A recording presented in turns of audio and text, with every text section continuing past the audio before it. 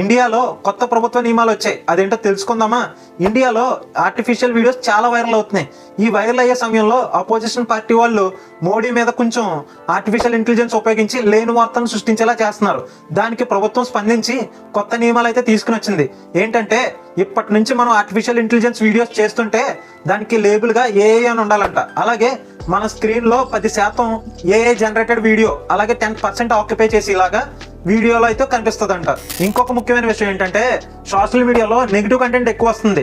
ఆ కంటెంట్ ని తీయడాన్ని content take down అంటారు. అలాగే ఈ కంటెంట్ ని తీయడానికి అధికారులు ఎవరంటే జాయింట్ సెక్రటరీ కానీ వాళ్ళ కింద పనిచేసే వాళ్ళు, అలాగే డిఐజీ పోలీస్ అధికారులకు మాత్రమే పర్మిషన్ అయితే ఉంటది. ఈ నియమం ప్రభుత్వం ఎందుకు పెట్టిందంటే డీప్ ఫేక్ అవుతుంది ఏఐ కంటెంట్ వల్ల. అలాగే సోషల్ మీడియా ప్లాట్ఫామ్స్ లో కొన్ని రోజులకి డీప్ ఫేక్ కూడా వస్తుంది. దానికి మీరు తప్పనిసరిగా బాధ్యులు అవుతారు, ఎవరైతే ఏఐ కంటెంట్ వాడుతున్నారో వాళ్ళు. అలాగే ఈ వీడియో నచ్చితే like, share, comment and subscribe చేయండి. జై హింద్.